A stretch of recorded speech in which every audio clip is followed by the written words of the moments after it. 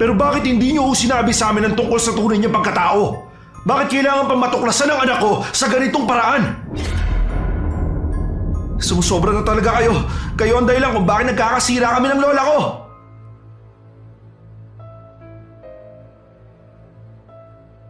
Sadyang napakahalaga ng family bonding time. Pero paano kung ang isang masaya sanang excursion ay nauwi sa isang lugar kung saan naghihintay ang kapahamakan? Ganyan po ang tema ng ating kwento ngayon.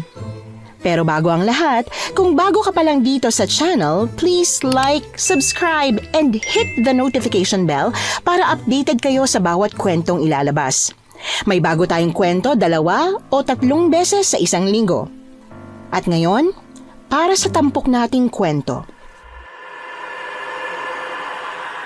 Masasabi kong kulang ako sa aruga noong bata pa ako.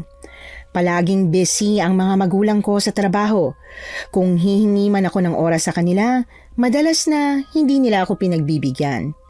Kahit nga madalas din silang pagsabihan ng lola ko, hindi pa rin sila nakikinig. Hanggang noong 10th birthday ko, sa wakas ay napagbigyan din nila ako. Kaya lang, ang isa sanang masayang birthday ay nauwi sa isang kakaibang experience. Ang ikukwento ko po ngayong araw ay tungkol sa nangyari sa amin ng pamilya ko. Lagpas 1 dekada na ang nakalipas. Opo, 10 taong gulang pa lang ako noon pero tandang-tanda ko ang bawat detalye ng mga pangyayari. Ako po si Riza at ito ang kwento ng pamilya namin at kung paano nito nabago ang pananaw ng pamilya ko. Anak, birthday mo na bukas ha. Anong gusto mo regalo? Gusto mo ba ng bagong manika? Sabihin mo lang at ibibigay namin ng daddy mo. Mommy, hindi na po ako bata para maglaro ng dolls. 10 years old na nga po ako bukas eh. Ay, sorry anak. Naku, hindi ko napansin na lumalaki ka na pala. Para sa akin kasi baby pa rin kita. Ano na bang gusto mo? Tutal, dalagita ka na. Gusto mo ba ng bagong damit, bag, o shoes? Pwede na po ba tayong mag-beach? Ay naku anak, ano kasi? Hindi pwede kasi may pasok sina mommy at daddy bukas. Ayos lang po ako, Mommy. Hayaan niyo na po. Matutulog na po ako. Anak, teka lang. Baka pwede naman natin pag-usapan kung anong gusto mo. Basta hindi lang beach kasi malayo tsaka may pasok kami. Gusto mo ba kumain na lang tayo sa restaurant? Pagkagaling namin sa trabaho, didiretso tayo ron. Ano? Saan mo gusto? Ayos lang po ako. Hindi na po kailangan. Anak, huwag ka naman ganyan sa amin ng mami mo. Alam mo naman na busy kami sa trabaho, di ba? Nagtatrabaho kami para sa'yo. Para sa kinabukasan mo. Alam mo naman yon, di ba? Kung para po sa akin, bakit hindi niyo po ako binibigyan ng oras? Parehong natigilan sa pagsasalita ang mommy at daddy ko. At dahil wala na nga silang masabi, bumuntong hininga na lang ako at saka nagpaalam sa kanila na papasok na ako sa kwarto ko para matulog. Wala naman kasi talaga akong ibang wish kundi ang magkaroon kami ng family bonding. Hindi lang yung kakain sa restaurant, gusto ko rin ng outing. Baka isipin ng iba na maarte ko pero hindi. Parehong nagtatrabaho ang mommy at daddy ko sa isang magandang kumpanya kaya alam kong marami silang pera. Yon ang madalas na sinasabi sa akin ni Lola sa tuwing bibisita siya rito at pagsasabihan sila mommy at daddy dahil sa pagpapabaya nila sa akin. Hindi nila ako binibigyan ng time kahit weekends. Mas gusto nilang makipag-bonding sa friends nila. Deserve daw nila yon para sa 1 linggong pagpapagod sa trabaho. Noon akala ko normal lang yon pero habang nagkakamalay ako, unti-unti kong nare-realize na dapat palang nakakabanding mo ang parents mo. Ganon kasi ang classmates at friends ko. Every Sunday daw, may bonding sila kasama ang parents nila. Samantalang ako, kahit magmakaawa ako sa kanila, hindi sila pumapayag. Nakatulog ako sa pag-aaway ni na mommy at daddy. Hindi ko alam kung ano na naman ang pinagawayan nila pero natural lang yun. Araw-araw silang nag-aaway, kahit na sa maliit na bagay lang.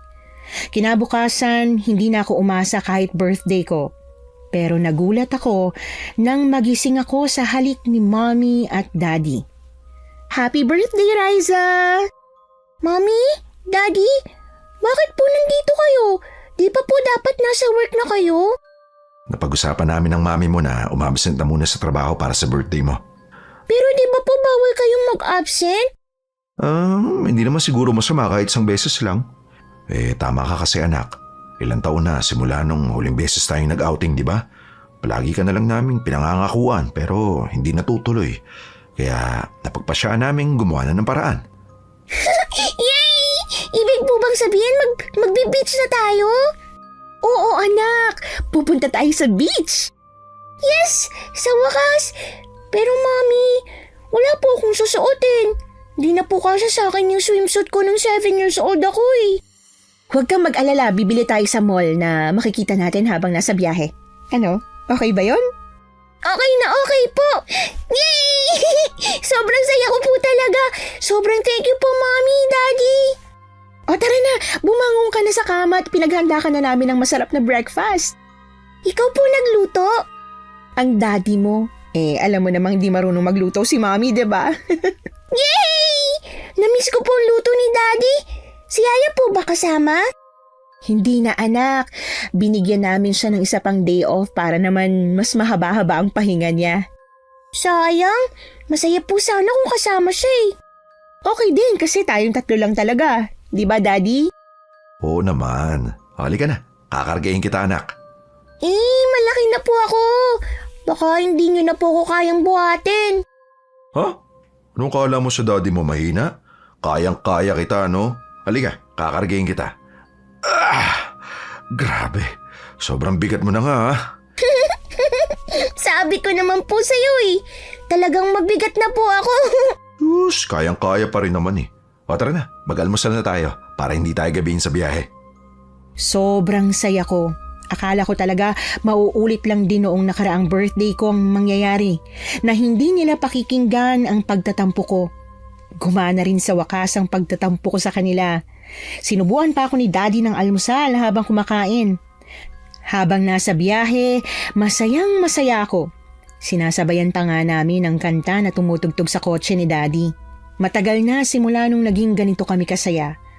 Pero ang hindi namin inaasahan ay nang magsimula ng tumagal ang biyahe.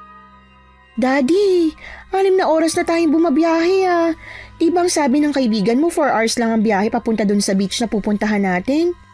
Oo nga eh. Sinunod ko naman yung sinabi niyan Dan pero parang may mali eh. Parang pabalik-balik na lang tayo. Ay, baka abutin tayo ng gabi. Di na makakapag-swimming si Riza ngayong araw. Kaya nga eh. Baka may private swimming pool naman sa resort na yun. Okay lang ba kung sa swimming pool ka na muna mag-swimming anak? Bukas na lang tayo mag-beach kasi baka gabi na tayo eh. Okay lang po kahit bukas na.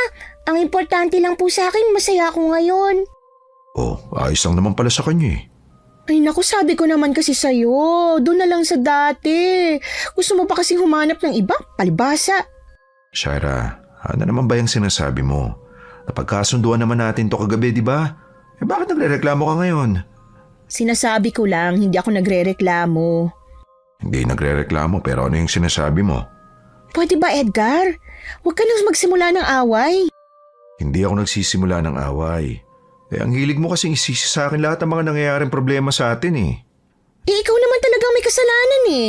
Kung sana pinili mo na lang yung dati nating pinupuntahan, sana hindi tayo namamroblema ngayon. Palibhasa kasing hilig mo sa paulit-ulit. Nakakasawa na sa lugar na yung Shaira eh. Hindi pa tayo kasal, doon na tayo palaging pumupunta. Tagal nating hindi nag-beach tapos gusto mo doon ulit. Kaso, ganito na naman ang nangyari. Hindi natin alam kung naliligaw na ba tayo o ano. Mommy! Daddy! Tama na po, please! Kung hindi pa ako sumigaw, hindi pa sila titigil sa pag-aaway. Yung akala kong buong araw ng magiging masayang birthday ko, napalitan dahil sa pag-aaway nila. Hindi ko napigilan ng mapaiyak habang sina Mommy at Daddy parehong nakabusangot kahit na hindi na nagsasalita. Simula noon wala na ulit nagsalita pa kahit ang saya ng music sa kotse ni Daddy.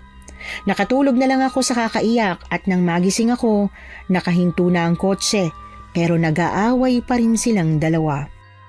O ano na, nasa na tayo? Teka lang nga, wala kang signal di ba? Gabi na, Edgar! Ang mabuti pa bumalik na lang tayo. Masyado nang liblib ang lugar na to. Nakakakilabot oh. Panay pa ang alulong ng mga aso. Masyado nang malayo ang biniyahe natin para lang bumalik. Siguro maghanap na lang tayo ng hotel na pwedeng tuluyan. May nakikita ka bang hotel? Tingnan mo oh. Puro gubat lang nandito. Mommy, Daddy, hindi pa po ba tayo nakarating? Hindi pa tayo nakarating. Salamat sa daddy mo. Shaira, wag mo na akong umpisaan, please lang. Nag-away na tayo kanina sa harap ni Riza. Mahiya ka naman. Daddy, umuwi na lang po tayo. Nakakatakot po dito, ang dilim. Yun nga ang sabi ko sa daddy mo eh. Pero ayaw niya akong pakinggan. O sige, ganito na lang. Bumalik na lang tayo tapos sa dating beach na lang na pinupuntahan namin ng mami mo. Ayos lang ba, anak? Pasensya na kung paulit-ulit yung napupuntahan mo, ha? Okay lang po. Basta wag lang po dito. Nakakatakot po eh. O di ba? Sabi ko naman kasi sa'yo. Mami naman, pwede po bang wag na kayong magsisihan ni Daddy? Malapit na po matapos ang birthday ko. Sana naman po tigil nyo na po yung pag-aaway. Sorry anak, medyo nakakainis lang kasi. Gusto sana namin bumawi sa'yo ngayong birthday mo kaso ganito pang nangyari. Naligaw tayo sa ganitong lugar. Okay lang po. Wala naman po may gusto nang nangyari. O sige, anak. Hindi na kami magsisisiyan ng mami mo. Paandarin ko na ang sasakyan para makabalik na tayo. Mabuti na lang at tumahimik na sila sa pag-aaway. Tumingin na lang ako sa labas ng bintana at pinanood ang mga nadadaanan ng sasakyan. Pero may napansin ako. Tahimik. Tanging mga alulong lang ng aso ang maririnig. Ang nakapagtataka pa, wala ring mga sasakyan at dalawa lang yata ang street lights na parang paulit-ulit kong nakikita.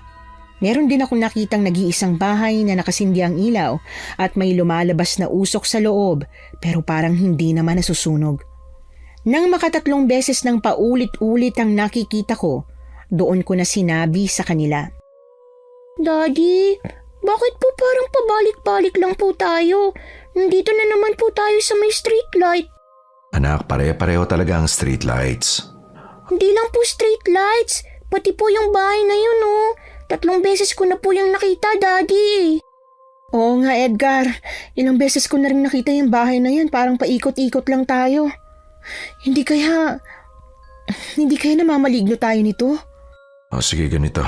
Pabiyahe tayo ulit tapos kapag nakita ulit natin yung bahay na yan, subukan natin magbaliktad ng damit. Sige.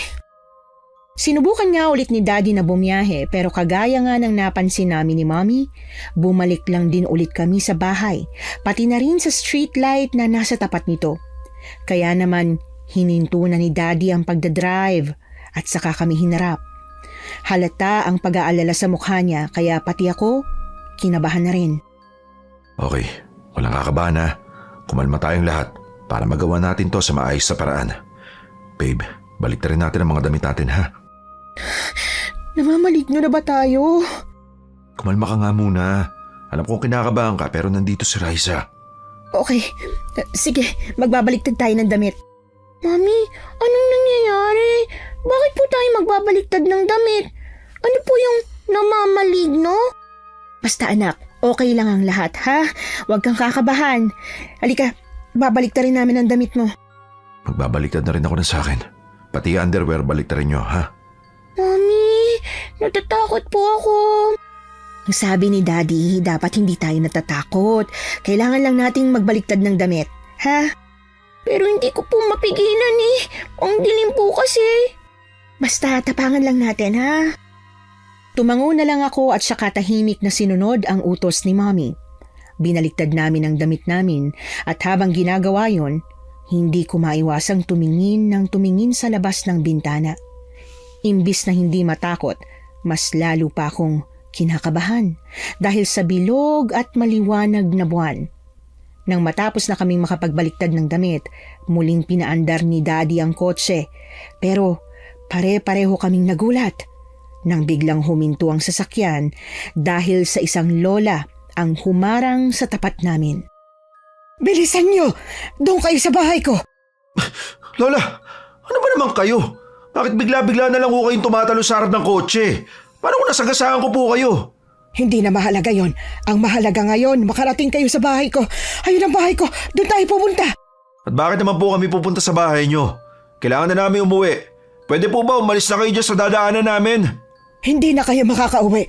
Sa mga oras na to, nawawala na ang baryo kaya hindi kayo makakalabas. Ano po bang sinasabi nyo? Please lang po, umalis na po kayo dyan. Kapag naramdaman nilang nandito kayo, siguradong mapapatay nila tayo. At sino naman pong papatay sa amin? Yung mga aswang! Baryo ng mga aswang itong napuntahan ninyo. Edgar, sumama na lang kaya tayo sa kanya. Kinikilabutan na kasi ako baka totoo yung sinasabi niya kasi nakakatakot na Nagpapaikot-ikot na tayo sa baryong to. Paano kung siya ang aswang? Tapos bumaba tayo rito. Hindi ako aswang. Bilisan ninyo. Ayun na sila. Humalulong na. Daddy, natatakot na po ako. Ilang saglit pa, bigla na namang may umalulong at sa pagkakataong yon, may isang napakalaking asong tumakbo palapit sa lola. Namilog ang mga mata ko kasunod ng malakas na pagtili. Inakala kong makakain ng lola pero may iwinisik siya sa aso na naging dahilan para umusok ang mukha nito at mapaungol ito ng napakalakas. Edgar, papasukin mo na siya. Baka masaktan siya ng aso. Pero baka niloloko niya lang tayo. Nakakainis ka talaga kahit kailan Lola, pumasok na po kayo. Ay, nalintikan na. Dumadami na sila. Sinabi ko naman kasi sa'yo na lumabas na kayo kanina Sasagasaan na lang natin yung mga yan. Anong akala mo sa mga aswang? Madali silang mapatay kapag sinagasaan. Pero wala na tayong magagawa kundi ang sagasaan nga sila hanggang sa makarating tayo sa bahay ko. Lola, saan po ba yung bahay mo? Ayun, yung bukas ang ilaw at may lumalabas na usok. Nagpapausok ako ng insenso para itaboy yung mga aswang palayo sa bahay ko. Kapag nakalapit na tayo doon, matatakasan na natin sila. O sige, kumapit kayo maigi. Bibilisan ko papunta sa bahay na yun. Mami, nakakatakot po. Ang dami pong mga mata na kulay pula. Tatakpan ko mga mata mo anak, ipikit mo ang mga mata mo.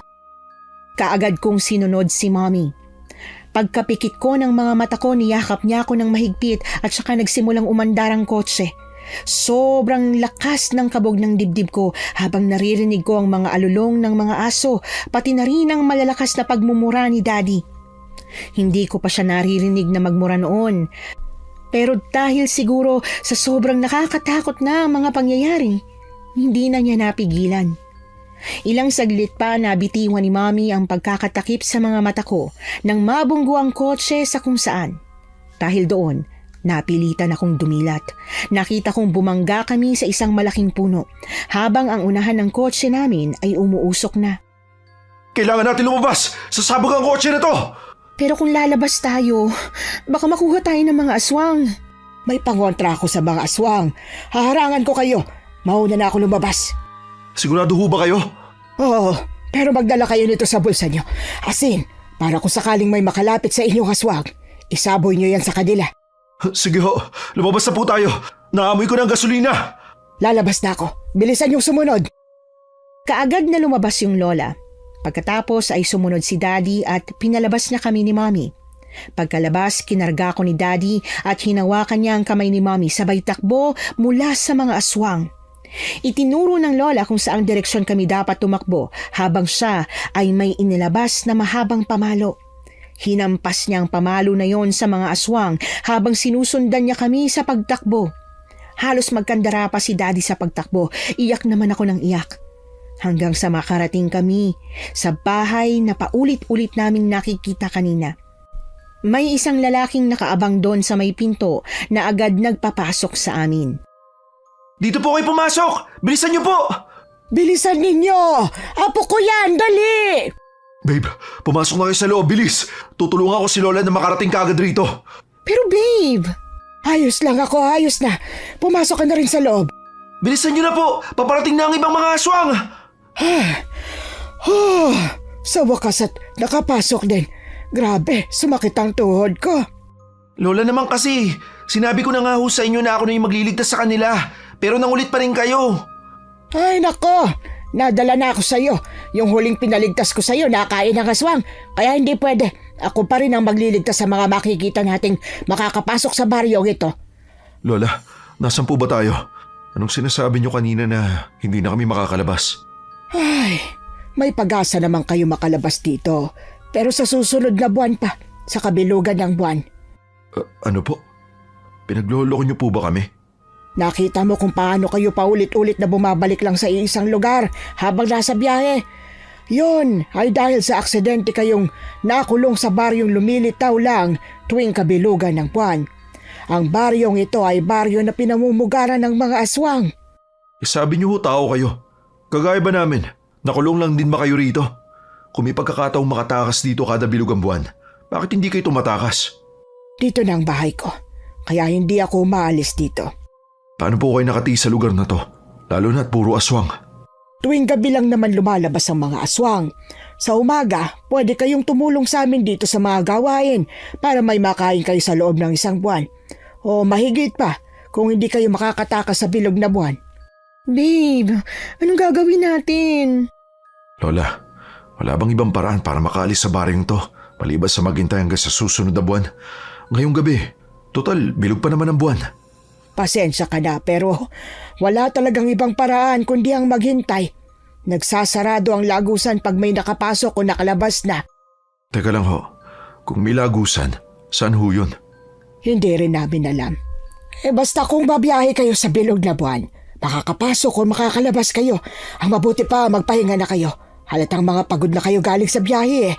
Bukas na lang ulit tayo mag-usap. Donel, dalhin mo na sila sa bakanteng kwarto. Sige ho, Lola. Magpahinga na rin po kayo. Tara na, sumunod kayo sa akin. Malaki pala tong bahay niyo, no? Hindi lang po to basta bahay. Ginawa to ng lolo ko para sa mga taong kagaya niyo na naliligaw papasok sa baryong to. Ibig mong sabihin, matagal na kayo rito? Dito na po ako pinanganak. Dito naman kasi talaga kami nakatira eh. Sigurado ba kayo na pwede kami makalabas sa baryong to? May mga nakalabas na ba? Opo, marami na pong nakalabas rito. Pero kadalasan sa kanila, hindi nakakaabot palabas ng baryo. Sa dami ba naman ng mga aswang na nakaabang sa kanila? Kaya kayo, kailangan nyo maganda kung gusto nyo makalabas. Dito na po yung kwarto nyo. Teka lang, isang tanong na lang sana. Sige po, sasagutin ko po lahat ng mga tanong mo. May mga tao rin ba rito na kagaya namin? Malalaman po natin bukas kung ilan po yung nakapasok at nakalabas. Sa ngayon, magpahinga na po muna kayo. Sige, maraming salamat sa tulong nyo. Lalo na sa lola mo. Wala pong problema. Tawagin niyo lang po ako kung may kailangan kayo. Doon ako sa may dulong kwarto, katabi ng banyo. Siya nga pala. Ako si Edgar. At ito ang asawa ko si Shaira. Ito naman ang anak ko si Raisa. Ako naman po si Donel. Donel. Sige, maraming salamat. Mauna na kami pumasok sa kwarto, ha? Nang pumasok kami sa kwarto, umalis naman kaagad si Kuya Donel. Binuksan ni Daddy ang ilaw at isang maliit pero disenteng kwarto ang bumungad sa amin. Hindi nga lang kami kasya sa higaan kaya sa sahig na nahiga si Daddy. Nung gabing yon, mabilis kaming nakatulog dahil sa sobrang pagod.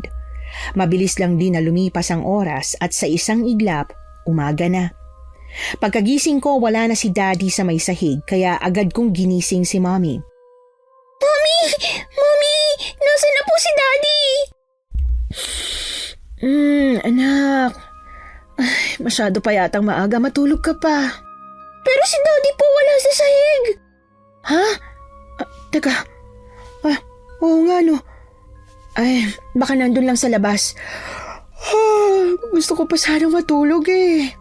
Pero Mommy, baka kung ano na pong nangyari sa kanya. Sige. Lalabas na tayo para tingnan kung nasan siya. Tara. Totoo po kaya na wala ng aswang sa umaga? Natatakot po akong lumabas.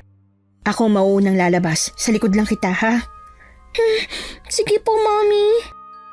Kinakabahang humawak ako sa damit ni Mommy habang naglalakad patungo sa pintuan. Binuksan niya ang pinto. Sumulyap sa paligid. At nang masigurong wala na kahit ano, saka lang siya lumabas. Nanginginig ang mga tuhod ko sa sobrang kaba hanggang sa makarating kami sa may pintuan palabas ng bahay. Pero imbis na matakot na buksan ang pinto, mabilis niya yung binuksan nang marinig ang malakas na iyakan sa labas. Babe, anong nangyayari? Bakit sila nag-iiyakan? Sa 8 sinubukan tumakas, 2 tao lang ang nakalabas. Yung iba walang magawa kundi ang bumalik habang may 2 namatay. Isang hindi pa nakikita ang katawan. Pero ang sabi ng mga nakabalik, nakita nilang kinakaladkad ng mga aswang. Diyos ko, makakauwi pa ba tayo ng buhay? Ayoko mamatay tayo rito, babe. Si Raisa masyado pa siyang bata para mangyari to sa kanya. Alam ko, pero kailangan natin tatagan ang sarili natin para makauwi tayo. Pero paano? Yung sasakyan natin sira na. Maglalakad tayo palabas ng baryong to? Hindi malabong mangyari din sa atin yun. Akong bala, maganda tayo. Kung kinakailangan nating labanan ng mga aswang na yan, lalabanan natin sila. Okay? Kahit kailang ni Raisa ang makauwi. Ayoko po, Daddy. Hindi po ako papayag. Gusto ko po lahat tayo makakauwi. Gagawa natin ng paraan, anak, ha? Pero hindi ako mangangako. Naiiya akong mangako sa'yo. Birthday mo pa naman kahapon tapos ganito yung nangyari sa atin. Wala naman po may gusto nang nangyari, Daddy. Hindi po natin ginusto na mapunta tayo dito. Ay, napakatalino talaga ng anak natin, babe. Bakit ba inayaan natin siyang lumaki na mag-isa? Paano pa ba natin masiselebrate ang birthday mo nito? Birthday nino? Lola, birthday po kasi ng anak ko. Pero kahapon pa po, pupunta po sana kami sa beach para mag-celebrate ng birthday niya pero eto, naligaw na kami dito. Nako, kawawa ka naman. Ay, hali kayo. Pumasok tayo sa loob at kumain kayo ng almusal. Pagkatapos, lumabas tayo mamaya at ipapakita ko sa inyo yung maliit na batis kung saan kami naliligo. Kung gusto nyo lang naman. Gusto ko po. Okay lang ba, babe? Para naman maramdaman ni Raisa ang birthday niya kahit papaano. O sige, ayos lang naman. Basta magdoble ingat pa rin tayo. Siya nga pala, Lola. Yung kotse kaya namin, pwede pa kayo magawa? Meron po ba kayong pwedeng magamit na pang-ayos nun? Hindi ko lang alam kay Donel kung may mga gamit siya para sa pag-aayos ng kotse mo. Limitado lang kasi ang meron kami dito eh. Ganun po ba? Sige, kakusapin ko po siya mamaya.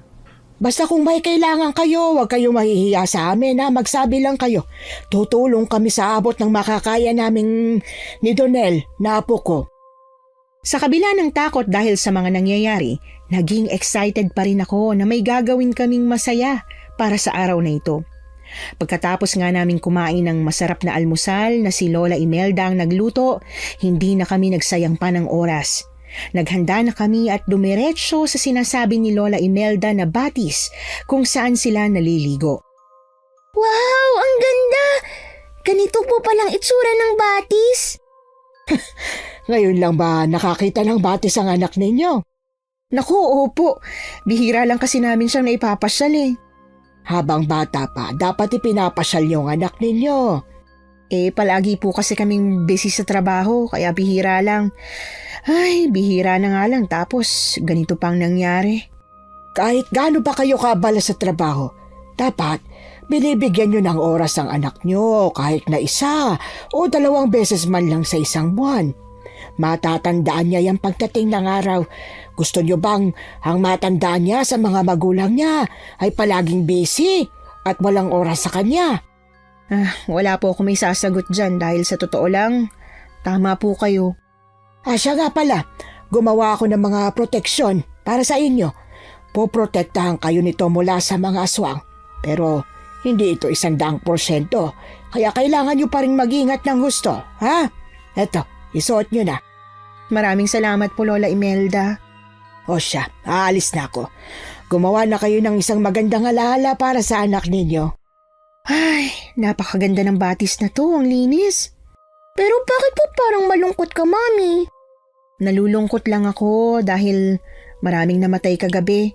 Tapos magsasaya tayo ngayon. Parang ang hirap maging masaya matapos ang nangyari sa iba. Parang normal lang sa mga tao rito ang nangyari. Kaya magsaya na tayo ngayon. Lalo na hindi sigurado kung makakapagsaya pa ba tayo sa mga susunod na mga araw. Daddy, saan po kayo galing? Pinuntahan ko yung kotse natin. Kinuha ko yung ilang mga gamit natin doon. Tinignan ko rin kung may pag-asa pa bang maayos. Maayos pa ba? Maayos kung ipapaayos sa talyer. Dahil maraming nasira na kailangan palitan. Wala naman talyer dito kaya siguradong hindi natin maayos yun. Ay, wala na tayong magagawa. Basta magtiwala lang kayo sa akin. Makakalabas tayo rito ng buhay. Pwede na po ba tayong maligo sa batis? Para naman po kahit papano, sumaya naman tayo. Siyempre naman anak. O sige na, magbihis ka na ng damit mo panligo. Dinala ko tong bag natin na may lamang mga pinamili natin na swimwear. Yay! Magsusuot na po ako ng Barbie swimwear ko! Napakasaya ng paliligo namin sa batis. Hindi siya kagaya ng sa dagat pero mas naging masaya ako dahil mababaw lang ang tubig kaya pwede akong makapagtampisaw ng maayos na walang inaalalang malaking alon. Kahit papano naging masaya ako. Napawi ng paliligo namin sa batis ang lahat ng pangungulila ko sa aking mga magulang ng napakaraming taon. Ang sarap nilang kalaro, ang sarap kasama ng mga magulang ko at talaga nga namang hindi malilimutan, tulad nga ng sabi ni Lola Imelda. Nang matapos kaming maligo, masaya kaming bumalik sa bahay ni na Lola Imelda. Pero kaagad ding nawala ang saya na yon dahil naabutan namin ng mga taong sumubok na tumakas kagabi. Isang kasing edad ni Kuya Donel na babae ang umiiyak habang umiinom ng tasa ng kape. Kinausap ni Mommy at Daddy ang babae habang ako naman ay nagpaalam na kukuha ng tubig sa may kusina. Pero bago ako makapasok doon, narinig kong nagtatalo si Lola Imelda at si Kuya Donel. Donel, sigurado ba na yung buntot pagi na napabasbasan ko sa albularyong naibigay mo sa tatay ni Bea? Lola, sigurado nga po ako. Hindi ko naman sila ipapahamak eh. Pero apo, ang sabi sa akin ni Bea, hindi raw gumana yung buntot pagi nang inihampas yun sa aswang. Eh bakit kasi yung tatay niya yung pinagamit niya ng buntot pagi? Kung siya sana yung gumamit, di sana mas malakas yung pagkakahampas sa aswang. Hindi naman magic yung buntot pagi na kung iwawas-iwas mo lang kusang tatama eh. Nagtatanong lang naman ako, apo. Bakit ka ba nagagalit? Eh sino po bang hindi magagalit? Parang pinagbibintangan niyo po kasi ako eh. O siya, sige. Pasensya ka na, apo, ha? Medyo napapadalas na kasi ang namamatay eh. Kaya medyo hindi na magandang pakiramdam ko. Para kasing may mali. Lagpas 1 taon na nung huling may namatay. Kung hindi nakakauwi ka agad, nakakabalik naman sila ng ligtas dito sa bahay natin. Pero ngayon, kada buwan, 3 o higit pang namamatay. Lola, wala po tayong magagawa kung namamatay sila. Sila na nga po yung tinutulungan natin kahit sa totoo lang. Wala naman tayong napapala sa pagtulong natin sa kanila. Pwede nga pabayaan na lang natin sila eh. Pero dahil dyan sa kagustuhan mong tumulong, ay ewan ko sa inyo Lola. Kung ganon, pabayaan mo na lang akong tumulong. Kung gusto mo, sumama ka sa kanila. Naku, ewan Lola. Raisa? Hello po. Pasensya na po. Iinom po sana ako ng tubig eh. Kanina ka pa ba dyan? Kararating ko lang po. Raisa, halika at bibigyan kita ng tubig. Sige po. Salamat po, Lola. Alam kong masama ang magsinungaling pero pakiramdam ko kailangan kong ilihim ang nalalaman ko. Natatakot ako na baka kung sabihin kong marami akong narinig sa usapan nila, baka mapahamak ako. Ang sabi sa akin ng lola ko, hindi naman daw masamang magsinungaling kung minsan, lalo na kung para sa ikabubuti naman. Isa pa, hindi naman namin sila kilalang kilala. Strangers sila na ang sabi ni Lola, wag ko raw agad pagkakatiwalaan kahit na tinulungan nila kami. Pagsapit ng gabi, ikinuwento ko kila Daddy ang narinig kong usapan nila Lola Imelda at Kuya Donel. Hindi ko rin kasi napigilang sabihin sa kanila dahil parang importante ang tungkol doon. Kakaiba nga rin talaga ang pakiramdam ko sa kanila maglola. Parang may sinisikreto sila sa atin. Nag-aalangan ka sa kanila kahit na tinutulungan nila tayo? Hindi naman natin alam kung anong kapalit ng tulong na ginagawa nila sa atin. Sa panahon ngayon, wala nang tumutulong ng libre. Sabagay, tama ka. Pero ano kayang dahilan? Tsaka bakit kaya sila nagsistay pa rin dito? Kahit siguro dito ako nakatira simula pa nun, hindi ako magsistay sa ganitong lugar. Papangarapin ko pa rin talagang makalabas. Narinig ko po yung sabi ni Lola Imelda kay Kuya Donel. Huwag na raw po siyang tulungan at sumama na lang daw po sa kanila. Sumama kanino? Di ko po alam. Nakita na po kasi ako ni Kuya Donel kaya hindi na sila natuloy sa pag-uusap. Anak, sa susunod huwag ka na makikinig sa usapan ng mga matatanda. Alam mo namang masama yun, diba? Hindi ko naman po sinasadya. Hayaan mo na babe. At saka dahil sa narinig niya, nalaman natin na may tinatago pala sila sa atin. Hindi naman siguro masama kung hindi naman sinadya. Ay, ang mabuti pa, matulog na tayo. Bukas magsisimula na akong tumulong kay Lola Imelda sa paglilinis at pagluluto ng pagkain. At ikaw naman, Edgar, sasama ka pa kay Donel. Kailangang agahan natin ang gising bukas. Sa tuwing magkakahiwalay tayo, siguraduhin mong poprotektahan mo pa rin ang sarili mo ha. Pati na rin si Riza, maliwanag? Oo naman, ano ka ba? Hindi ko pababayaan ang sarili ko, lalong-lalo na si Riza. Daddy, pwede po bang sa inyo na po ako sumama bukas? Pero anak, delikado kung sasama ka sa daddy mo. Sige na po, please. Nabobore na po kasi ako dito sa loob ng bahay. Tutulong po ako, promise. O siya, sige na. Basta huwag kang lalayo sa akin ha. Palagi ka lang dapat nakasunod sa akin. I-promise mo na hindi ka magpapasaway at makikinig ka sa akin palagi ha. Promise po, Daddy. Alam ko naman na mabait kang bata, kaya susunod ka sa akin ha. Kinabukasan nga, kagaya ng napag-usapan, isinama ako ni Daddy.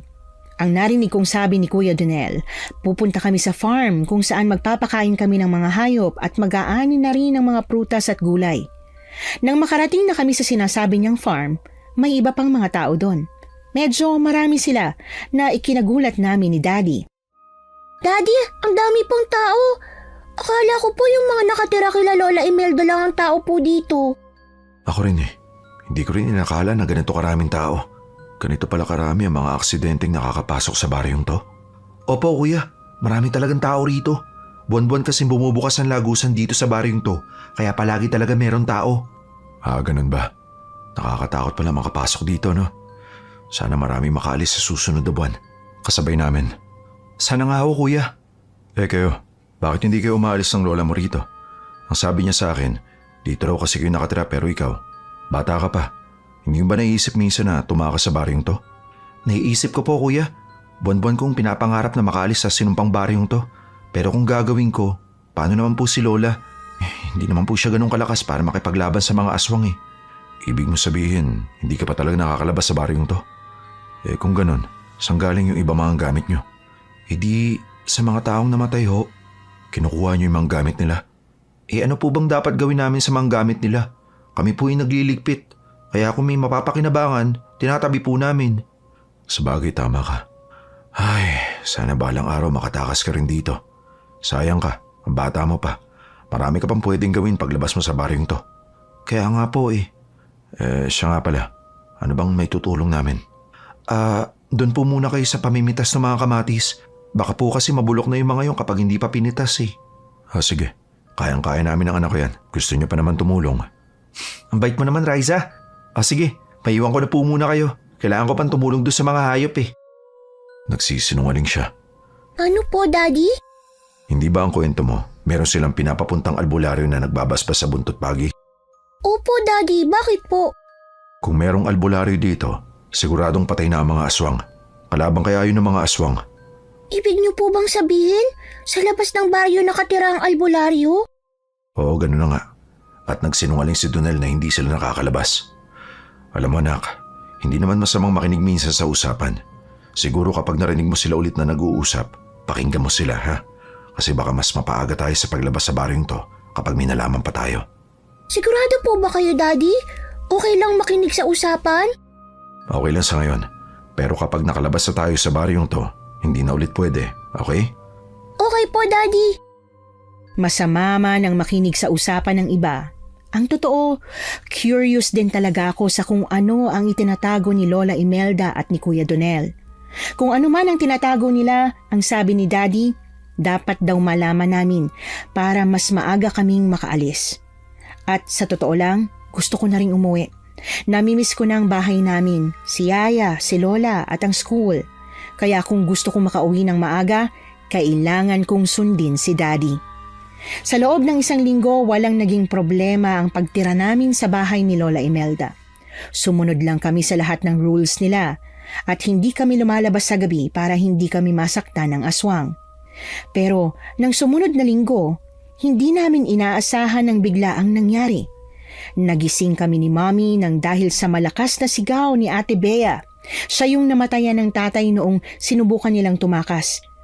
Natataranta kaming lumabas ng bahay ni Lola Imelda at nagulat nang makitang may 3 tao ang patay.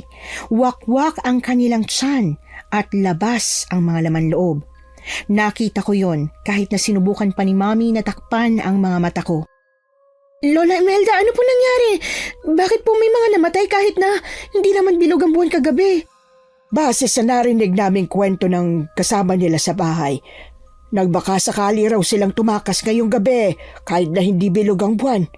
Hindi sila naniniwala na makakatakas lang sa bilog na buwan kaya humanap sila ng ibang parahan. Bakit ba minsan ang titigas ng ulo ng mga tao? Hindi naman natin sila masisisi. Mahirap naman kasi talagang magtiwala kaagad, lalo na kung bagong kakilala lang. Pero kung gusto niyo silang ipahamak, hindi ba dapat nung una pa lang namatay na sila? Babe, tutulungan ko lang sila na ilibing yung katawan nitong mga taong namatay. Ayos lang ba sa'yo? Kaya mo ba? Kasi nakakatakot eh. Ayos lang ako, babe. Ayoko naman na hayaan lang silang kumilos. Mabigat ang katawan ng patay na tao. O sige, mag-ingat kayo sa paglilibing ha. Mami, nasusuka po ako. Ha? Alika, sasamahan kita sa loob ng bahay. Pasensya ka na anak at kailangan mo pa makita ang ganong eksena. Hindi ka dapat nakakita ng ganon, masyado ka pang bata. Mami, hindi ko na po kaya. Nasusuka na po talaga ako. Ay, teka lang anak, huwag kang tumakbo, baka madapa ka. Sa sobrang nakakadiri ng wakwak na tiyan ng mga taong namatay, nasusuka talaga ako.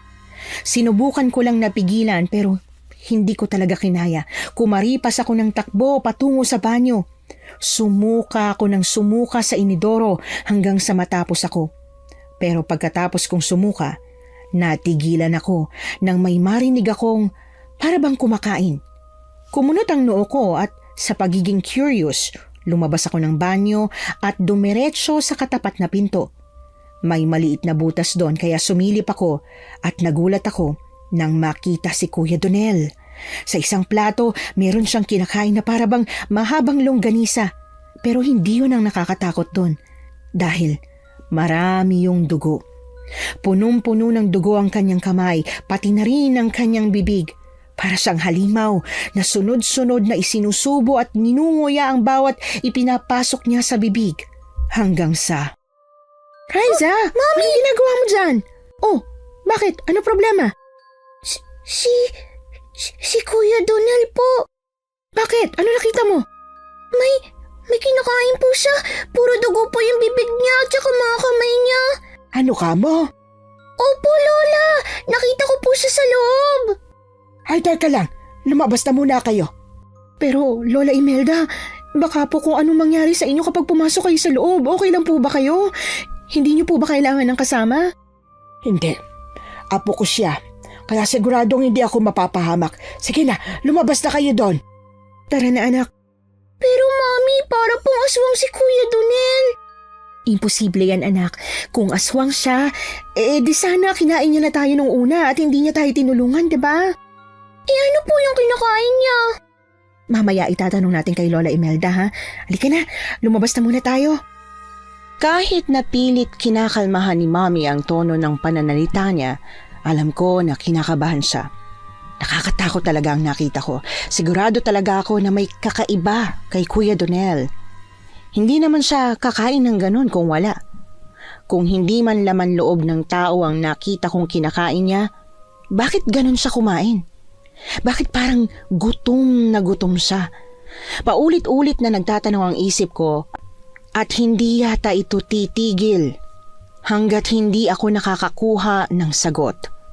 Nang bumalik si Daddy mula sa paglilibing ng mga bangkay, nagulat ako nang bigla siyang sumugod sa loob ng bahay nang sabihin ni Mami ang nakita ko. Pagpasok sa loob, dire-diretsyong naglakad si Daddy hanggang sa makarating sa kwarto ni Kuya Donel. Lola Imelda! Lola Imelda! Ilabas si Donel! Edgar, teka lang. Bakit magalit na galit ka? Nakita ng anak ko ang ginagawa niya sa loob ng kwarto niya. Kumakain siya ng laman loob ng tao. Anong ibig sabihin nito? Ay nako Edgar, pasensya ka na. Pasensya na kayo at nakita ng batang ginagawa ni Donel pero mali ang inaakala ninyo. Hindi tao ang kinakain ng apo ko. Kung hindi tao ang kinakain niya, ano? Karne ng hayop ang kinakain niya. Hilaw na karne ng hayop? At may dugo pa? Ano kasi Edgar? Ang totoo niyan, hindi pang karaniwang tao ang apo ko. Siya ay Ano ho, Lola Imelda? Sabihin niyo na po! may dugo siyang aswang. Sinasabi ko na nga ba eh. Pero teka, makinig ka muna sa akin. Hindi siya kumakain ng tao. Tanging mga hayop lang ang kinakain niya. Nangako siya sa akin at sa yumao niyang mga magulang na hindi siya kakain ng tao kagaya ng mga kalahi nila. At paano po kayo nakakasiguro na hayop lang talaga ang kinakain niya, ha? Paano kung may ginagawa pala siyang kabulustugan sa likod mo? Ako ang nagpalaki sa apo ko, kaya alam ko kung paano siyang lumaki. Maniwala ka sa akin, Edgar, hindi magagawa yun ni Donel. Pero bakit hindi niyo sinabi sa amin ang tungkol sa tunay niyang pagkatao? Bakit kailangan pa matuklasan ng anak ko sa ganitong paraan? Dahil ayaw naming matakot ang mga tao sa amin. Kung sinabi namin sa inyo na may lahing aswang ang apo ko, tutuloy ba kayo sa pagtira dito kahit na alam niyong aswang siya? Edgar, tama si Lola Imelda. At saka kung talagang masama si Donel, sana nung una palang pinatay niya na tayo, di ba? Pero magdadalawang linggo na tayo dito. Maniwala kayo sa akin. Wala kaming intensyong ipahamak kayo. Gusto naming tumulong, yun lang. Pinaniniwalaan ka namin ngayon, Lola Imelda. Pero hindi ko maipapangako na pagkakatiwalaan ko pa ng gusto si Donel matapos ang natuklasan ko tungkol sa kanya. Malaya kayong maging protektado sa mga sarili nyo. Hindi namin kayo pipigilan hanggang sa makalaya kayo sa baryong ito. Tara na, Shaira. Anak, halika. Kakaragayin kita. Edgar, hindi ba parang sobra naman yata yung mga sinabi mo kay Lola Imelda? Pinapatira na nga tayo nila dito ng libre kung tutuusin. Tinutulungan nila tayo tapos ganitong isusukli natin sa kanila. May dahilan kung bakit nila tayo pinapatuloy dito at aalamin ko yun. Babe, ang dapat na pagtuunan natin ng atensyon kung paano tayo makakaalis sa baryong to. Pero alam ko na kung malalaman natin kung anong dahilan, mas mapapaaga tayo makakaalis rito. Pwede pa tayo makapagligtas ng iba pang mga tao. Gaano ka kasigurado dyan, ha? Bakit ba ayaw mo nalang makisama? Palagi nalang ba tayong ganito? Ayaw mo makinig sa akin? Ang gusto mo, ikaw nalang palagi sinusunod. Kaya hindi umaayos yung relasyon natin dahil gusto mo akong gawing under sa'yo. Nakikisama ko, Edgar. Ayoko lang na nagsasayang tayo ng oras sa bagay na hindi naman pala sigurado. Tama na po. Nag-aaway na naman po kayo. Imbis po na magkasundo kayo. Tosing mami mo eh. Gusto palagi siya tama. Anong ako? Baka ikaw. Mag-aaway na lang po kayo. Huwag niyo na lang po akong pakinggan. Teka Raisa, saan ka pupunta? Malapit nang gumabi. Umiiyak na lumabas ako ng bahay at tumakbo sa kung saan. Hindi ko alam kung saan ako tumatakbo basta't gusto ko lang makalayo mula sa kanila. Hindi ko maintindihan ang nararamdaman ko. Mali ba na sinabi ko pa kay Mami ang nakita ko tungkol kay Kuya Donel? Dapat ba hindi ako natakot? O mali siguro na nagtampo ko sa kanila tungkol sa hindi pagpunta sa beach? Kung hindi ako nagtampo, hindi sana kami pupunta dito. Hindi sana kami malalagay sa ganitong sitwasyon. Kasalanan ko ang lahat ng ito. Habang tumatakbo, nakita ko ang sasakyan namin sa tapat ng puno kung saan kami bumangga. Hindi ko rin talaga alam kung anong pumasok sa isip ko para pumasok sa loob ng kotse at doon umiyak ng umiyak. Sa kakaiyak ko, hindi ko na namalayang nakatulog na ako. At nang magising ako, gabi na at nag-uumpisa ng umalulong ang mga aswang. Marahan akong sumilip sa bintana at tiningnan ang labas. Kaagad kong natakpan ang bibig ko nang makitang may mga aswang ng pagala-gala. Gusto kong sumigaw para sana may makarinig sa akin at saklolohan ako pero kung gagawin ko yon, sigurado akong papatayin na muna ako ng mga aswang sa labas. Habang patuloy akong nagtatago ron, nakarinig ako ng mga tawanan. Pagkatapos ay nakarinig din ako ng pamilyar na boses habang may kinakausap na iba pa.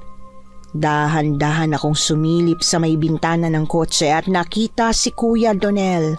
Kaharap niya ang isa sa mga tao na kasama rin namin tuwing umaga. Pero ang nakapagtataka, hindi lang nag-iisa. Marami sila. At ang hindi ko makakalimutang sinabi ni Kuya Donel. Nabuking na ako ng anak ni Kuya Edgar. Kung tutusin, hindi naman ako dapat nagtitiis sa ganitong sitwasyon eh. Pag ako nainis, papatayin ko na talaga si Lola Imelda para matapos na ang pagtitiis kong to. Raisa! Anak! Raisa! Nawawala si Raisa? Raisa, anak! Nasaan ka? Puwisit, magbagong anyo na kayo. Siguruhin yung kakainin yung lalaking yan, pati na yung bata para mawala na ako ng problema. Baka malaman pa ni Lola Imelda ang ginagawa kong palim na pagkain ng tao. Gustong-gusto ko nang sumigaw para mahanap na ako ni Daddy, pero takot na takot talaga ako. Natatakot ako na baka marinig ako ng mga aswang na nasa labas lang. Naririnig ko ang mga malalalim na ungol ng mga aswang at ang pananabik nila dahil paparating na si Daddy. Lahat na lang talaga kasalanan ko. Kung bakit ba naman kasi lumabas pa ako ng bahay at nakatulog dito, hindi sana siya lalabas ng bahay para hanapin ako. Ayokong maghintay lang sa mangyayari kaya humanap ako ng pwede kong magamit bago lumabas. Naghanap ako ng pwede kong ipalo sa mga aswang pero wala akong makita. Hanggang sa marinig kong papalapit ng boses ni Daddy at ang mga aswang humaatungal na sa kasabikan. Sumilip ako sa bintana at nakita kong papalayo sa kung saan ang mga aswang habang si Daddy ay may hawak na mahabang buntot pagi yung ginamit ni Lola Imelda. Doon ko naalala na palagi nga pala akong may dalang asin dahil yun ang sabi ni Lola. Kaya nang buo na ang atensyon ng mga aswang sa Daddy ko, kaagad akong lumabas. Tumakbo ako at hinagisan sila ng maraming asin. Daddy! Raisa, anak, halika, tumakbo ka rito. Daddy ko! Daddy! Halika dali, kailangan natin tumakbo habang problemado pa sila sa asin. Daddy, sorry po. Sorry po talaga. Saka na tayo mag-usap pagka-uwi. Bilisan mo, takbo! Buong tapang na inalis ko ang mga luha sa mga mata ko habang tumatakbo kami. Maya-maya pa, may isang aswang na nakalapit sa amin pero mabilis na hinampas yun ni Daddy ng buntot pagi.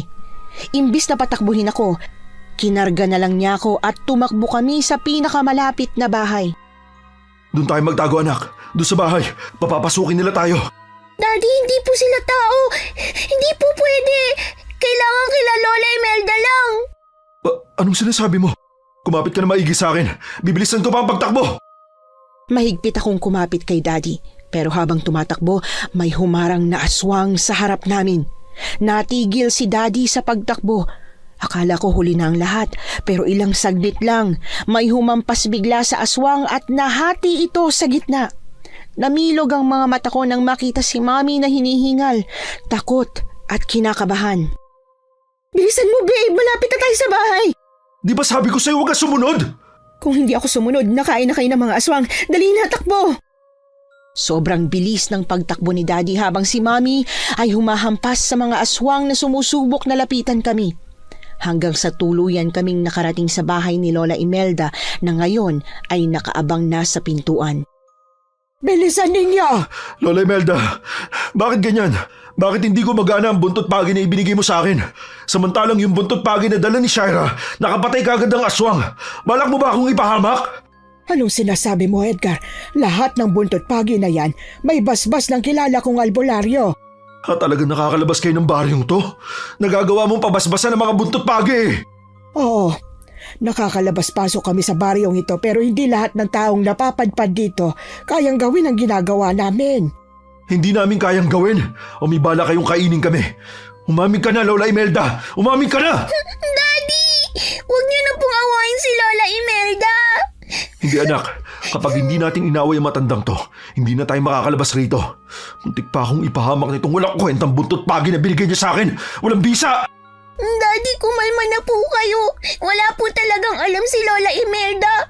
Gusto niya po talaga tayong tulungan, Daddy. Ano ba sinasabi mo, Raisa? Narinig ko po si Kuya Donel kasama yung mga taong kasama natin sa pag-aalaga ng farm. Hindi po sila tao, Daddy.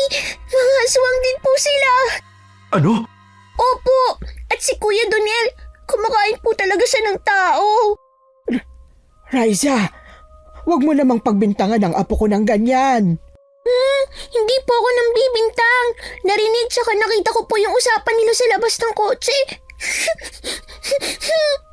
Natatakot na po ako, Daddy. Mommy, umuwi na po tayo. Kung aswang ang mga kasama natin sa baryong to, ibig sabihin, aswang ka rin. Edgar, kumalma ka. Hindi ako aswang. Hindi ko kayo sasaktan. Yung mga tao dito sa bahay, mga aswang din ba sila? Kayo, Kayo mga nandyan! Aswang din ba kayo? Nagkagulo ang mga tao sa likod ni Lola Imelda. Lahat sila ay pare-pareho na ring nagtatanong kay Lola. Lahat sila ay curious kung totoo nga ba ang lahat ng mga paratang ni Daddy. Habang si Lola Imelda natataranta na. Hindi niya alam kung sinong uunahing sagutin hanggang sa biglang dumating si Kuya Donel. Kaagad akong nagtago sa likod ni Daddy, lalo na nang tumingin siya sa akin ng masama. Ano nangyari dito? Bakit yung pinagkakaisa ng lola ko? Nagmamaang-maang ka pa talaga. Isa kang aswang. Lola mo na mismo ang nagsabi sa amin na aswang ka. At narinig mismo ng anak ko na sinabi mo. Naniniwala kayo sa isang batang paslit? At anong sinasabi mo? Na sinungaling ang anak ko? Ang sinasabi ko, hindi pa ganun kalinaw ang memorya ng mga bata. Baka mali lang po yung nakita at narinig niya. Tama pong narinig at nakita ko. Hindi po ako nagsisinungaling. Oo, aaminin ko na sa inyong lahat na isa nga akong aswang. Pero isipin nyo, kung may balak akong kainin kayo, hindi ba parang sobrang huli na? Di ba dapat sa una palang ginawa ko na? Itong mga taong nasa loob ng bahay namin, sila ang magpapatunay. Ilang buwan na silang nandito, pero kinain ko ba sila? Hindi naman ah. Paano kung hindi mo nga sila kinakain ngayon, pero kinakain mo sila ng paisa-isa? Kagaya na lang ng mga nangyayari dito sa baryo nitong mga nakaraan. 2 lang noong una, at nitong nakaraan 3. Sinasabi niyo bang ako ang kumain ng mga taong napahamak? Yung mga tumakas yung gabing napadpad kayo rito? Alam nila ang pwedeng mangyari sa kanila bago pa dumating ang gabi na yun. Habang yung 3, sila na may kasalanan nun. Kaya huwag niyong ibato sa akin yung mga yun. Sinabi ko ng hayop lang ang kinakain ko. Kung ganun, patunayan mo nga sa amin. At paano ko naman papatunayan sa inyo? Hawakan mong maigi si Raisa, Edgar. Bakit? Anong gagawin mo? Shaira, huwag kang gagawa ng bagay na ikapapahamak mo. Pero hindi na nakinig pa si Mommy kay Daddy. Mula sa bulsa ng suot ni Mommy na pantalon, naglabas siya doon ng maliit na kutsilyo at saka sinugatan ng palad niya. Napasinghap ang lahat sa ginawa niya, lalo na nang makita namin kung paano namula ang mga mata ni Kuya Donel. Halata ang pagkasabik sa mukha niya. Parang pinipigilan niya ang kanyang sarili, pero Kayang tiisin ni Donel ang dugo ng tao, Shaira. Kaya walang kwenta ang ginawa mong yan. kung kaya niya pong tiisin, bakit ganyan ang itsura niya? Ano? Donel, anong nangyayari sa'yo? Sumusobra na talaga kayo. Kayo ang dahilan kung bakit nagkakasira kami ng lola ko. Donel, apo, hindi dapat ganito ang magiging reaksyon mo sa dugo ng tao. Matagal na ako nagtitimpi. Napapaisip ako kung bakit para sa mga kamag-anak kong aswang, napakasarap ng laman ng tao. Pero nang matikman ko yung lola, nang malaman ko ang lasa ng tao, hindi na ako makapagpigil pa. Wala na akong pakialam kung nandito ka. Sila ang naghain ng mga sarili nila sa akin, kaya hindi ko tatanggihan ng isang masarap na putahe. Hindi mo gagawin yan, apo. Huwag, pakiusap. Ngumiti ng nakakapangilabot si Kuya Donel. Pagkatapos ay sinubukan niyang sunggaban si Mommy, pero hindi niya nagawa nang bigla siyang niyakap ni Lola Imelda. Pilit na kumawala si Kuya Donel mula sa pagkakayakap ng lola niya, pero hindi ito nagpatinag. Apo, pakiusap, huwag mong gagawin ito. Hindi kita pinalaking ganyan. Kalahi mo sila pero hindi mo sila katulad. Bitiwan niyo ako kung ayaw niyong madamay. Ako na lang ang kainin mo, huwag sila! Alam mong hindi ko magagawa yan. Hindi pwede. Tuluyang naitulak ni Kuya Donel si Lola Imelda, at ang lahat ng mga tao sa loob ng bahay ni Lola Imelda ay nagkagulo. Lahat kami ay takot, lalo na nang sinubukan niyang hablutin ang isa sa mga taong nasa loob. Ang ilan sa kanila ay lumabas na ng bahay, ang ilan naman ay nagtago sa mga kwarto, habang kami nila Daddy ay nanatili doon. Nang lalapit na sana si Kuya Donel sa amin, maswerteng may nadukot pa akong asin at naisaboy ko yon sa mukha niya, kaya nakatakas kami palayo. Shaira, akin ang buntot pagi. Dali mo si Raisa sa kwarto at magtago kayong dalawa. Kahit anong mangyari, huwag na huwag kayong lalabas. Pero Edgar, hindi pwede. Magtago ka na lang din, please. Hindi ko pwedeng iwanan si Lola Imelda. Kailangan ko siyang tulungan. Kaya sige na, tumakbo na kayo at magtago. Daddy, puntahan niyo po kami Oo, huwag kayong mag-alala. Hindi ako mawawala. Tuluyan kaming tinalikuran ni Daddy at Saka mabilis na dumiretso kay Lola Imelda na sinusubukang awatin si Kuya Donel. Nakita pa namin ni Mommy kung paano itinulak ni Kuya Donel ng malakas si Lola Imelda bago kami pumasok sa loob ng kwarto. Imbis na mag-lock ng pinto, binuksan lang ni Mommy ang pintuan habang umiiyak na pinanonood namin sila. Mommy, ang sabi po ni Daddy, magsarado daw po tayo ng pinto. Hindi ko kaya, anak. Paano kung masaktan ng daddy mo? Kapag mangyari yun, kailangan ko siyang tulungan. Pero paano po ako? Dito ka lang. Kahit na ano mangyari, wag na wag kang susunod, ha? Pero Mommy, Wag matigas ang ulo. ayoko pong mawala kayo pareho sa akin, Mommy. Huwag niyo po akong iiwan. Hindi ka namin iiwanan. Gagawin namin ang lahat para ligtas tayo makatakas sa baryong to. At kapag nakalabas na tayo, hindi na namin sasayangin ang mga araw na magkakasama tayo, okay? Okay po, Mommy. Pinapasok ako ni Mommy sa loob ng kwarto at saka siya lumabas at isinara ang pinto. Umiyak ako ng umiyak habang naririnig kung paano sila naglalaban sa labas. Naririnig kong nasasaktan sila Mommy at Daddy. Pati na rin ang pagmamakaawa ni Lola Imelda kay Kuya Donel na tumigil na hanggang sa biglang tumigil ang ingay at nanahimik ang paligid. Hindi ko alam kung gaano ko katagal na tulala bago ko naisipang buksan ang pinto ng dahan-dahan. Sumilip ako sa siwang at nakita kong may hawak na itak si Lola Imelda habang nakatayo sa harap ni Kuya Donel. Si Mommy at Daddy naman ay parehong nakaupo na sa sahig at nakatingin lang sa kanila. Akala ko, kapag akong nag-alaga sa'yo, hindi ka magagaya sa kanila. Pero mukhang nagkamali ako. Sana inalis na lang kita sa baryong ito. Tulad ng sabi sa akin ng albularyo kaysa nakinig ako sa nanay mo na palakihin kita rito. Kung inalis kita sa baryong ito, sana hindi tayo humantong sa ganito. Lola, pasensya na. Nagpadala lang ako sa tukso. Pasensya na rin, Apo. Pero ito ang kailangan kong gawin para hindi ka na mahirapang pigilan ang sarili mo. Napapikit ako ng mariin nang makita kong inangat ni Lola Imelda ang hawak niyang itak. Alam ko na kung anong gagawin niya. At nang mapasigaw na si Mommy, alam ko na kung anong nangyari. Nanginginig ako sa sobrang takot. Ilang saglit pa, nagmulat ako ng mga mata nang marinig kong may tumatakbo papunta sa direksyon ko. At nang dumilat nga ako, nando na si Mommy. Niyakap niya ako ng mahigpit, ganoon din si Daddy. Anak, nakita mo ba yung nangyari? Di bang sabi ko sa'yo huwag kang lumabas? Pinikit ko po ang mga mata ko, Mommy. Pero kahit na, hindi mo dapat makita ang ganitong mga klaseng eksena. Babe, alam ko nag-aalala ka lang para kay Raisa. Pero sa sitwasyon natin ngayon, talagang hindi na niya maiiwasang makakita ng patayan. Sorry anak, sorry. At kailangan mo maranasan to. Wala naman po may gusto nang nangyari, Mommy. Hayaan niyo, malapit na tayong umuwi. Konting tiis na lang. Shaira, Edgar, may kailangan kayong malaman tungkol sa baryong ito. Ano po bang totoo? Na tama ang anak mo. Ang baryong ito ay puro aswang. Ang mga taong nakakasalamuhan ninyo tuwing umaga ay siyang mga aswang din sa gabi. Pati ho yung mga kasama namin dito sa bahay niyo? Maliban sa kanila, yung mga hindi nakatira sa bahay ko ay mga aswang. Kung ganun, bakit hindi nila kami kinakain? Naligaw kami rito habang pauwi kami ng probinsya. Hindi namin alam na mga aswang palang mga taong nandito dahil umaga pa noong nakarating kami. Ang tatay ni Donel ang siyang nagpatuloy sa amin hanggang sa sumapit ang gabi.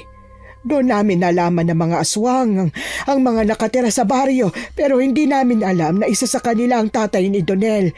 Sa tagal ng panahong nanirahan kami rito, hindi namin malaman-laman ang paraan para makalabas. Kaya nagkagusto ang anak ko sa tatay ni Donel. At nabuo si Donel? Oo. Noong nabuo siya, saka ko lang nalaman na isa rin palang aswang ang inasawa ng anak ko. At hindi lang basta aswang, kundi ang pinuno nila. Sa tanong mo, Edgar, Kung bakit hindi nila kayo kinakain sa umaga, yun ay dahil tao talaga sila sa umaga. Hindi sila nakakaramdam ng pagkagutom sa tao tuwing maliwanag pa ang araw, pero pagsapit ng dilim, doon nag-uumpisa ang gana nilang kumain. Sige, naiintindihan na po namin ang kwento mo at ng anak mo. Pero yung paglabas sa baryong to, wala bang ibang paraan? May isang araw pa bago maging bilog ang buwan. Paano namin naharapin ang mga aswang bukas ng umaga? May isa pang paraan pero lubhang delikado. Ano po? Susubukan namin kahit na ano. Baka takas lang sa impyernong to. Kailangan yung sunugin ang buong baryo. Kailangang masunog ang lahat ng mga aswang na nakatira rito. Pero mahirap gawin yon. Ang totoo niyan, kaya naglalaho ang baryong ito ay dahil sa isang albularyang nagritual dito noon. Ikinulong niya ang mga aswang sa baryong ito para hindi sila makapanakit ng mga tao, pero nagkaproblema sa ritual na ginawa niya. Namatay siya sa gitna ng pagre-ritual kaya hindi naging kumpleto at ganito nga ang naging resulta. Lumilitaw pa rin ang baryo tuwing kabilugan ng buwan. Babe, mukhang mahirap nang gawin yan. Hindi na nakasagot si Daddy sa sinabi ni Lola Imelda. Kasi kahit na ako na isang bata, alam ko na magiging mahirap ang pagsunog sa buong baryo na ito. Kahit kasi maliit ang baryo, hindi magiging madali yon, lalo na't mga aswang ang mga nakatira. Tinapos nila ang usapan sa pagpasok sa akin ni Mommy sa loob ng kwarto. Alam ko na may pag-uusapan pa sila. Ayaw lang nilang iparinig sa akin. Mami, makakatakas pa po ba tayo sa baryong to? Hanggat buhay tayo, hindi tayo pwedeng mawalan ng pag-asa, anak. Nakakatakot po, Mami. Paano kung hindi na po tayo makaalis? Paano po kung kagaya ng ibang mga tao dito? Mamatay din po tayo. Shh! Huwag ka mag-alala, anak. Huwag mong masyadong isipin yung mga ganyang bagay, ha? Kami na ng daddy mong bahalang magresolba ng lahat ng problema natin. Hindi mo na kailangang isipin yung mga bagay na yan. Ang mabuti pa, matulog na tayo para makalimutan mo ng lahat ng mga iniisip mo, okay? Si Daddy po, hindi po ba siya matutulog? Kausap niya pa si Lola Imelda. Pinag-uusapan na nila yung paraan kung paano tayo makakalabas dito, kaya huwag ka na masyado mag-isip. Okay po, Mami. Kung kausapin ako ni Mommy, para pa rin akong isang batang 7 years old. Hindi ko naman siya masisisi dahil ilang taon ding nawala ang atensyon nila sa akin at na-focus lang sa trabaho. Kinantahan ako ni Mommy para makatulog ako. Mabuti na lang at nagawa kong makatulog sa gitna ng mga takot na nararamdaman ko. At nang magising na nga ako, umaga na. Nagising kami dahil sa pagkatok ni Lola Imelda sa kwarto namin. Pinadiretso nila kaming lahat sa kusina kung saan naroon din ang iba pang natirang tao na sasama sa pagtakas mamayang gabi sa oras na sumapit na ang kabilugan ng buwan. Nandito tayo ngayong umaga. Sabay-sabay tayong kakain para sa isang mahalagang anunsyo ko para sa inyo. Babe, may napag-usapan na ba kayo ni Lola Imelda? Oo, pakinggan na muna natin siya. Mamayang gabi ay kabilugan na ng buwan at pwede na ulit tumakas. Pwede na tayong tumakas.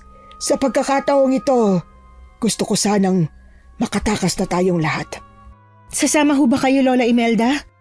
Wala na akong dahilan para manatili pa sa baryong ito kaya kailangan ko nang umalis. Ayoko na rin namang hayaan lang ang mga aswang dito na buwan-buwan magkaroon ng biktima. Dapat matagal ko na itong ginawa. Ano pong gagawin niyo? Ako ang susunog sa baryong ito. Kung ganun, paano niyo po gagawin yun? Di ba sabi niyo komplikado at mahirap? Magbabahay-bahay ako at kakausapin ko sila. Hindi pa nila alam na patay na si Donel kaya magpapanggap akong nawawala siya. Magpapatulong ako sa paghahanap at isasama ko si Edgar. Pero babe, sasama ka? Paano kung mapahamak ka? Huwag ka mag-alala, may dala akong proteksyon. At isa pa, hindi nila ako masasaktan habang umaga pa dahil mga normal na tao lang sila. Sigurado ka ba? Sigurado ako. Kayo rito ni Raisa, maganda na kayo ng mga gamit na dadalhin natin pag-alis. Pinili ni Lola Imelda ang mga buntot pagi na may basbas sa wala. May mga buntot pagi kasi na hindi pala nila pinabasbasan ni Donel. Pati po ba asin, Daddy? Oo anak, pati asin at bawang. Lahat ng pwede nating madala. Pero huwag kayong magdadala ng napakarami dahil baka mahirapan tayo magbitbit. O sige, basta bumalik ka lang ng ligtas ha. Huwag kayong mag-alala. Makakauwi tayong 3. Nag-ayos na nga kami ni Mommy ng mga gamit. Ganon din ang iba pa naming mga kasamahan. Si Daddy at si Lola Imelda naman ay lumabas dala ang mga galon na ang sabi ni Mommy ay mga gas daw ang laman. Sa totoo lang, sobrang kabado talaga ako sa gagawin namin. Alam ko na posibleng hindi na kami makaalis pa sa baryong ito kahit papaulit-ulit akong sabihan ni Mommy na magiging ayos din ang lahat. Pero inisip ko pa rin kung hindi ko tatapangan ang sarili ko, hindi talaga kami makakalabas. Dapat hindi ako bata mamaya. Dapat isipin kong matanda na ako para galingan kong lumaban sa mga aswang. Hindi ko alam kung ano na ang nangyari pero pagpasok ni Daddy sa loob ng bahay, saktong narinig namin ang palahaw ng mga aswang sa labas ng bahay. Kaya tinanong ni Mommy si Daddy. Nagpanggap kami ni Lola Imelda na natagpuan ang patay na katawan ni Donel sa gitna ng gubat. Doon namin inilagay ang bangkay niya kanina bago namin sila lukuhin. Kaya ba sila umiiyak? Si Lola Imelda nasan? Nandun din si Lola Imelda. Nagpapanggap siya na ngayon niya lang nalaman na namatay na si Donel. Siguradong napakasakit para kay Lola Imelda ang mga nangyayaring to. Sinabi mo pa, pero nakikita ko kung gaano siya katatag. Talagang desidido siya sa desisyon niya. Kaya kailangan din nating galingan para makatakas. Tutulungan ko si Lola Imelda sa pagsunog ditong baryo. Ano? Pero di ba ang usapan natin sabay-sabay tayo? Gagabayan ko kayo hanggang sa makita niyong lagusang palabas. Pero babalikan ko si Lola Imelda para sunugin ang baryo. Edgar, ano ka ba? Hindi mo pwedeng gawin yun sa amin. Hindi ko kayang hayaan lang ang isang matanda na gawin ang lahat ng to na mag-isa. Huwag kayong maglala dahil susundan ko kayo. Makakatakas tayong 3. Hindi. Hindi kami aalis ng kami lang. Kung susunugin mong baryo kasama si Lola Imelda, sasama kami. Ay, bakit ba ang tigas ang ulo mo? Ikaw ang matigas ang ulo. Hindi mo ba alam kung anong mangyayari kung hindi ka na makakabalik sa amin? Lalaking walang tatay si Riza at hindi ko yun kaya mangyari. Parang nung nakaraang buwan lang, ayaw mo na sa akin kasi pinaghihinalaan mong may babae ako. Ewan ko sa'yo, Edgar. Basta, susunod ako sa inyo ni Riza, okay? Daddy, magpupunta pa po tayo sa beach kaya tuparin niyo po ang pangako niyo sa amin ha. Oo anak, pangako. Nang sumapit na ang gabi, naghanda na kaming lahat sa pag-alis. Ang sabi ni Daddy, mahuhuli kami dahil may kasamang bata. Kada 10 minuto ay may lumalabas hanggang sa kami na nga ang sumunod. Bukod sa anting-anting na ibinigay ni Lola Imelda, may nakakwintas din na bawang sa leeg namin. May mga asin sa loob ng magkabilang bulsa, maging ang balat namin ay pinahira namin ng katas ng bawang. Nakapagtataka na wala kaming nakakasalubong ng mga aswang habang naglalakad kami palayo sa mga kabahayan hanggang sa makarating kami sa kalsada. Naging dire-diretso ang paglalakad namin. Nakakalayo na kami at umabot pa sa puntong nakarating na sa dulo ng mga kasama namin. Nakalampas na rin ang iba sa dulo ng baryo kung saan palaging nauulit ang daan. Pero nang kami na ang dadaan. Saan kayo pupunta? Lola Imelda, babalikan ko po kayo mamaya pagkatid ko sa kanila sa labas. Hintayin niyo po ako rito. Wag na, Edgar. Isama mo na sila dito. Teka lang, hindi ko si Lola Imelda. Nasa si Lola? Ako ito, si Lola Imelda mo. Sarah, tumakbo na kayo ni Riza! Ako nang bahala rito! Walang makakatakas sa pamilya nyo. Mommy! Daddy! Dumadami na po sila! Gulat na gulat kaming 3 nang marami ng aswang ang nagtakbuhan patungo sa direksyon namin. Nagawa nila kaming paligiran habang si Lola Imelda ay nasa harap namin, nakangiti ng nakakapangilabot. Ilang saglit pa, nilabas niya mula sa kanyang bulsa ang isang putol na kamay. Matanda na talaga si Imelda. Hindi masarap ang laman niya. Lasang luma. Kinain niyo si Lola? Bakit? Bakit kamukha mo siya? Para linlangin kayo siyempre. Para hindi kayo tumakbo. Papalapit na po sila! Kailangan natin lumaban. Dito kayo sa likod ko. Anong gagawin mo, Edgar? Gagawin ko ang plano ni Lola Imelda. Sige, lumapit kayo sa akin at ihahagis ko ang posporo na to sa mga bahay niyo. At anong magagawa ng maliit na apoy sa baryo namin? Sugurin nyo na yan! Nakatakas na ang iba, pero pwede pa naman ang tatlo. Talagang matigas ang ulo nyo Itong nababagay sa inyo! Hinagis ni Daddy ang posporong may sindi ng apoy sa likuran ng mga aswang at sa isang iglap, lumiyab ang mga damo. Lahat ay nagulat sa nangyari. Muling nagsindi ng posporo si Daddy at hinagis ulit yon. Nagtuloy-tuloy ang apoy pero ilan lang sa kanilang tumakbo para pigilan ang apoy. Ang ilan ay natira para sugurin pa rin kami kaya ang ginawa ko, naglabas ako ng asin at hinagisa ng mga aswang. Kaagad na ginawa din yon ni na Mommy at Daddy kaya nagawa naming makatakas mula sa kumpol ng mga aswang. Teka lang, mauna na kayo. Kailangan ko pandagdagan ng apoy. Hayaan mo na, Edgar. Kailangan na natin makatakas. Oo, at makakatakas tayo rito. Pero kung hindi natin tatapusin ang buhay nila, patuloy pa rin sila maghahasik ng lagim. Ay, nakakainis ka. Pero sige, total tama ka naman. Tutulungan na kita. Tutulong din po ako! Wala nang nagawa pa si Daddy nang magpumilit kaming tumulong. Habang si Daddy ang nagdadagdag ng apoy sa baryo, kami naman ni Mommy ang lumalaban sa mga aswang na pilit pa rin kaming hinahabol. At nang halos mapuno na ng apoy ang buong baryo, hinawakan na ni Daddy ang mga kamay namin at tumakbo kami palayo. Kasunod ng paghagis niya ng bawang sa aswang na nag-anyong Lola Imelda. Sa isang kisap mata, tuluyan kaming nakalabas mula sa baryo ng mga aswang. Parang panaginip lang ang lahat ng mga nangyari. Pagkalabas namin sa baryo, humingi kami ng tulong sa nadaanan naming barangay hall. Tinawagan nila si Lola at kaagad niya kaming sinundo. Isang buwan daw kaming nawala at inakala nilang nadisgrasya na kami at namatay. Ikinuwento ng Daddy ko kay Lola ang mga nangyari sa amin at tanging siya lang ang naniwala sa kwento namin. Hindi kasi naniwala ang mga pulis. Mabilis na lumipas ang isang buong taon. At pagsapit ng 11th birthday ko, napagpasyahan nila Mommy na magpunta talaga sa beach. Pero this time, pinaghandaan na nila. Mami, ano po kaya kung magdala tayo ng bawang, asin tsaka buntot pagi? Yung binigay ni Lola Imelda? Ha? Bakit naman tayo magdadala nun? Para po safe. Alam niyo naman po yung nangyari sa atin eh. Anak, wala nang baryo na yun. Kaya hindi na tayo maliligaw ulit. Pero hindi naman tayo sigurado kung wala na bang ganong klaseng baryo. Baka mamaya maligaw ulit tayo. Tama si Riza. Magdala na lang tayo para sigurado. Ay, ang lala ng dinanas natin noong nakaraang taon. Hanggang ngayon nga napapanaginipan ko pa rin eh. Kaya hindi ko kayo masisisi kung gusto nyong magdoble ingat. Pero sa tingin ko wala naman mga aswang sa Palawan, no? Sa Palawan po tayo pupunta? Naku, secret nga lang. Ikaw talaga. Yung bibig mo minsan no? Sorry naman. Pero at least alam natin na magiging masaya si Riza. Tama ba? Opo! Masayang masaya! Simula nung insidenteng nangyari sa buhay namin, sinulit na ni na Mommy at Daddy ang oras nila na kasama ko.